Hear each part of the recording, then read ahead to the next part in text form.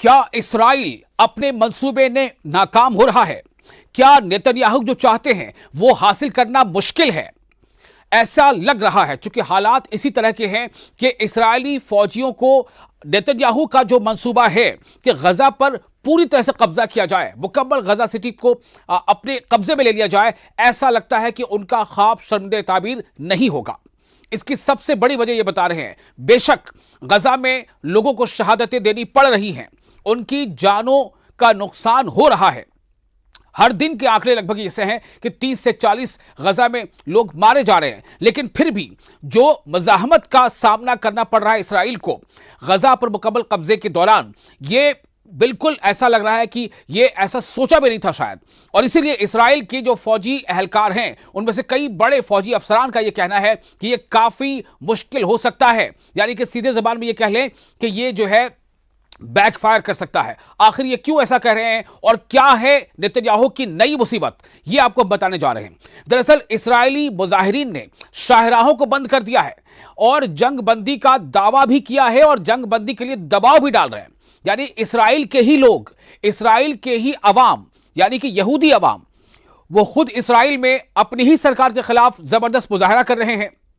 न सिर्फ मुजाहरा कर रहे हैं बल्कि कई जो शाहराह हैं, यानी कि हाईवेज हैं, बड़ी बड़ी सड़कें हैं, अहम जो सड़कें हैं, उनको ब्लॉक कर दिया है। उन पर जमा हो गए हैं लोग और बड़ी तादाद में लोग जमा होकर के खुद इसराइली जमा हो गए हैं और अपनी हुकूमत के खिलाफ नारेबाजी कर रहे हैं और ये मुतालबा कर रहे हैं हुकूमत से कि जल्द से जल्द गजा पर किए जाने वाले हमलों को बंद किया जाए। हजारों, बल्कि यूं कह लें कि उनकी तादाद इतनी ज्यादा है कि अगर इसराइल के तमाम जगहों के मुजाहिरीन को मिला लें तो ये लाखों में और कई लाख में हो जाते हैं। तो अब ये तमाम लोग तेल अवीव में भी, यानी हजारों अफराद खुद सिर्फ तेल अवीव शहर में उन्होंने मार्च किया और गजा में अभी तक कैद बाकी यरगमालियों को वापस लाने और जंग के खात्मे के लिए एक मुआहदे का मुतालबा किया।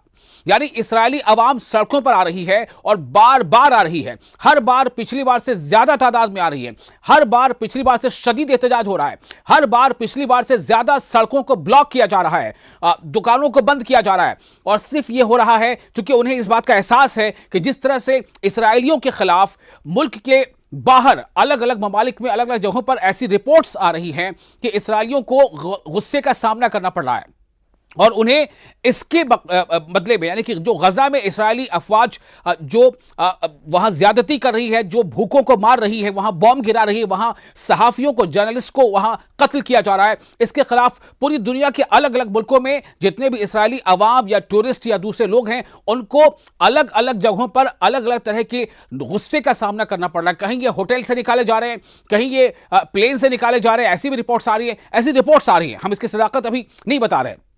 तो इसराइल की आवाम सड़कों पर इसलिए है कि वो अपनी हुकूमत पर दबाव डाल सके ताकि इसराइली हुकूमत इसराइली फौज के जरिए से जो गजा पर मुकम्मल कब्जे का मंसूबा रख रही है उसको फौरन रोका जाए।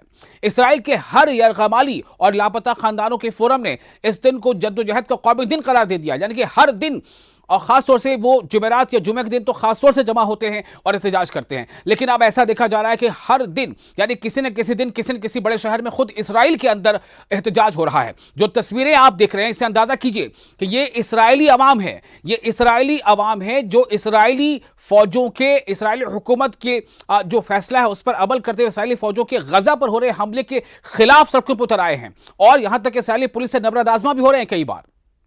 एक साबिक यरगमाली शेरोन एलोनी कोनियो ने तेल अवीव के हॉस्टेजेस स्क्वायर पर मुजाहिरीन से कहा कि एक मुआहिदा जो है मेज पर है और इस पर अमल दरामद होना चाहिए, यानी कि टेबल टॉक जारी है, इस पर अमल दरामद होना चाहिए। अगर हमास कुछ मुतालबा कर रहा है तो उसको माना जाना चाहिए। इसराइल को चाहिए कि वो हमास के साथ एक डील करे और इस डील के नतीजे में जो गजा पर हमले हो रहे हैं उस हमले को रोका जाए, जल्द से जल्द रोका जाए और यरगमालियों को वहां से बहिफाजत जो है वो इसराइल वापस लाया जाए और गजा के जो शहरी उन पर हमले को बंद किया जाए। अलूनी को कोनियो ने कहा है कि मेज पर एक तजवीज़ है जिस पर हमास ने रजामंदी जाहिर कर दी है। यानी ये कौन कह रहा है? ये जो साबिक हॉस्टेज है, जो पहले हमास के कब्जे में था, जो रिहा हो चुका है, जो अब इसराइल में है, अपने लोगों के बीच है, उसका यह कहना है कि अभी जो मौजूदा जो एक मुआहिदा है वो मेज पर है, टेबल पर है, उस पर फाइनल अभी बात नहीं हुई है, लेकिन उसके मुताबिक उसके जो भी नुकात हैं उस पर हमास अपनी रजामंदी दे चुका है। हमारी हुकूमत यानी उनका कहना है कि इसराइल को चाहिए कि उस पर वो राजी हो जाए। वो कह रहे हैं कि अमेरिकी यरगमालियों को वापस आते हैं, अमेरिकी जो वो भी यरगमालियों को वापस आते हैं। चीफ ऑफ स्टाफ का कहना है कि हमें अभी डील करने की जरूरत है। दरअसल हमास ने 7 अक्टूबर 2023 को 251 अफराद को यरगमाल बनाया। उस हमले में भी तकरीबन 1200 अफराद हलाक हुए और जंग शुरू हुई। तब से लेकर आज तक लगातार इसराइल अपने तमाम तर ताकत के साथ यानी कि जेट फाइटर से बॉम्ब गिराना, मिसाइलें गिराना, टैंकों का इस्तेमाल करना, जमीनी फौज का इस्तेमाल करना, हवाई फौज का इस्तेमाल करना, हर तरह से। जबकि हमास के पास रेजिस्टेंस के लिए क्या है, कुछ लॉन्चर्स हैं, कुछ रॉकेट्स हैं और उसके अलावा हौसी बाकी जो वो कभी मिसाइल गिराते हैं। इनके पास कोई एयर स्ट्राइक नहीं है, कोई एयर फोर्स नहीं है। लेकिन सवाल यह है कि ये शुरू तो तभी हो गया था जब 2023 में हमास के हमले हुए थे। उसके बाद से इसराइल जिस तरह से लगातार हमास को मिटाने के नाम पर जो गजा के शहरियों को मारा जा रहा है, क्योंकि ये अभी तक के आदाद-ओ-शुमार हैं, उसके मुताबिक 70,000 से ज्यादा फिलिस्तीनी मारे गए हैं। और इनमें से भी जितने लोग मारे गए हैं 70,000 से ज्यादा में से 80 से ज्यादा फीसद आम शहरियों की है जो मारे गए हैं। वो खवातीन मारे गई हैं, वो बच्चे मारे गए हैं। तो ज्यादातर यरगमालियों को गुज़श्ता जंग बंदी के दौरान रिहा किया गया है। इसराइल सिर्फ 8 मग़वियों को जिंदा बचाने में कामयाब हो सका है। 50 गजा में बाकी हैं और इसराइली हुकाम का ख्याल है कि तकरीबन 20 अब भी जिंदा हैं। ऐसा इसराइल हुकाम खुद मानते हैं। इसीलिए इनके जो रिश्तेदार हैं, जो यरगमाली अभी भी हमास के कब्जे में हैं, उनके रिश्तेदार और अब तो बड़े पैमाने पर इसराइल में हर लगभग समझिए कि ज्यादातर जो शहरी हर 4 में से कोई ना कोई 1 या 2 वो यही चाहता है कि इसराइल गजा पर हमले बंद करें। क्योंकि जिस तरह से चौतरफा इसराइली हमलों की मजम्मत हो रही है, लोग ये कह रहे हैं कि इस दौर में 21वीं सदी में भी भूखों मारा जाना, लोगों को मजबूर करना कि वो भूख से मर जाए, भूख से उनकी मौत हो जाए, ये कौन सा सिस्टम है, ये कौन सा निजाम है? आखिर उन आम शहरियों को, बच्चों को किस बात की सजा दी जा रही है? गजा की वजारत सेहत के मुताबिक इसराइल के फौजी हमले में अब तक 65,000 से ज्यादा अफराद हलाक हो चुके हैं, जिसकी तादाद लगभग 70,000 है, जिसके मुताबिक तकरीबन निस्फ खवातीन और बच्चे थे। गिनती जंगजुओं और आम शहरियों में फर्क नहीं करती है, ये वहां से तर्क दिया जाता है। ये वजारत हमास के ज़ेर इंतज़ाम हुकूमत का हिस्सा है और इसका अमला तिब्बी पेशेवर अफराद पर मुश्तमिल है। अक़वाम मुत्तहिदा और आज़ाद माहिरीन इससे जंगी हिलाकतों का सबसे काबिल एतमाद जरिया समझते हैं। इसराइल अपने आदाद-ओ-शुमार से इख्तलाफ करता है, लेकिन अपने आदाद-ओ-शुमार फराहम नहीं करता। वो इख्तलाफ तो करता है कि आदाद झूठे हैं या गलत है, लेकिन वो सही नंबर्स नहीं बताता। अब आपको बता रहे हैं कि इस वक्त वहां पर सूरत हाल क्या है।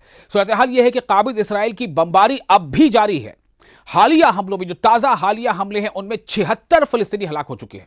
आप अंदाजा कीजिए, इतनी मजम्मत होने के बावजूद आलमी पैमाने पर अलग अलग मुल्कों में, चाहे वो कीनिया में हो, चाहे वो फ्रांस में हो, चाहे ब्रिटेन में हो, चाहे जर्मनी में हो, चाहे वो ऑस्ट्रेलिया में हो, चाहे वो जो कीनिया के और दूसरे अफ्रीकी ममालिक में हो, हर जगह पर जो आवाम है वो सड़कों पर आ रही है। आवाम को यह लगता है कि जो हो रहा है वो गलत हो रहा है। इन सब के बावजूद इसराइल अपनी कारस्तानी से पीछे नहीं हट रहा। तो जो हालिया हमले हुए हैं, हालिया ताजा हमले, उसमें 76 फिलिस्तीनी हलाक हो चुके हैं, जिन्हें फिलिस्तीनी ये कहते हैं कि वो शहीद हो चुके हैं। वहीं दूसरी तरफ आपको ये बता दें कि गजा में इसराइली फौजियों का हथियार, यानी इसराइली फौजियों ने जिस चीज को हथियार बनाया, वो किसे हथियार बनाया है? भूखा रखना। यानी कि गजा के लोगों को भूखे रखो, उन्हें खाने पीने के अनाज अशिया मत पहुंचने दो उन तक, ताकि वो भूख से मर जाए। और ऐसा हो रहा है। ये इस दौर का अलमिया है कि किसी को मारने के लिए उसे भूखा रखा जा रहा है और भूख की वजह से उसकी मौत हो जा रही है।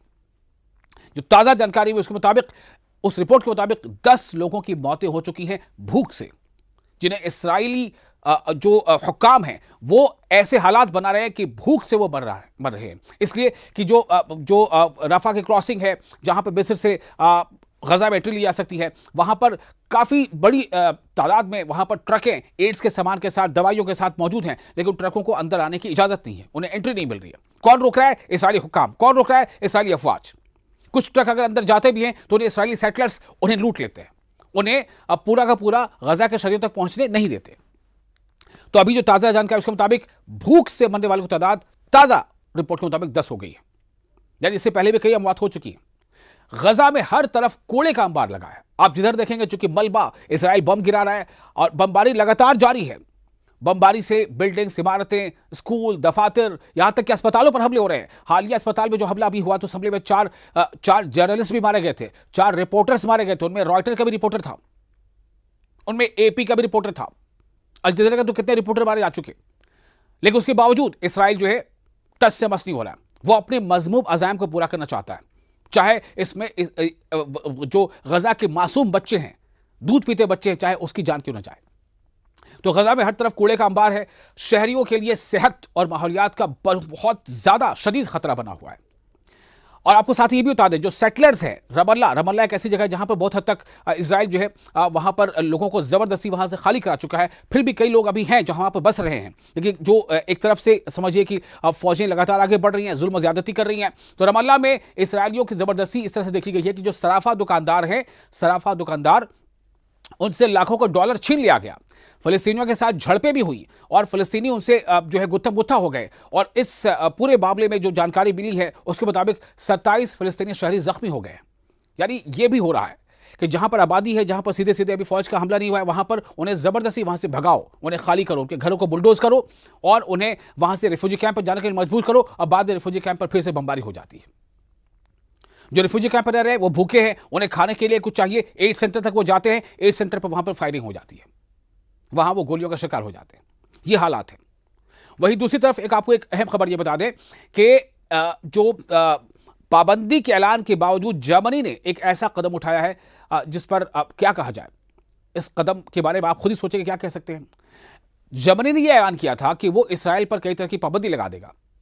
चूंकि जर्मनी के भी कई हुक्काम को जैसे खबरें आई थी, चूंकि वहां पर प्रोटेस्ट काफी बड़ी तादाद में हो रहे थे, कई बार हो चुके हैं। जर्मनी की आवाम भी कई बार सड़कों पर आ चुकी है और गजा के शहरियों के हक में मुजाहरे कर रही है, इसराइल की हुकूमत के खिलाफ मुजाहरे कर रही है। तो कुछ ऐसे ऐलानात आए थे कि जर्मनी जो है वो इसराइल पर पाबंदियां लगाएगा, लेकिन इन पाबंदियों के ऐलान के बावजूद क्या किया है, जर्मनी ने काबिज इसराइल से हथियारों की डील मंजूर कर ली है। यह समझे क्या हो रहा है। तो क्या दुनिया में एक अलग तरह का कुछ निजाम चल रहा है? क्या पसे पर्दा कुछ और चीजें हैं? क्या कहीं ना कहीं कुछ रेसिज्म है? क्या ये सवाल उठा रहा हूं मैं, क्या मतलब किसी का रंग, मजहब या इलाकायत को देख करके मारा जा रहा है? क्या इन सब की बुनियाद पर फर्क किया जा रहा है? क्या इन सब की बुनियाद पर यह तय किया जा रहा है कि इंसानियत है या नहीं है? क्या इन सब की बुनियाद पर यह तय किया जा रहा है कि कौन बच्चा, कौन खातून, कौन मरने वाले लोग वो किस मजहब के हैं या किस इलाके के हैं? क्या सिर्फ ये नहीं दिखा जाएगा कोई इंसान है और इंसानियत को किस तरह से कत्ल किया जा रहा है? कई सवाल है।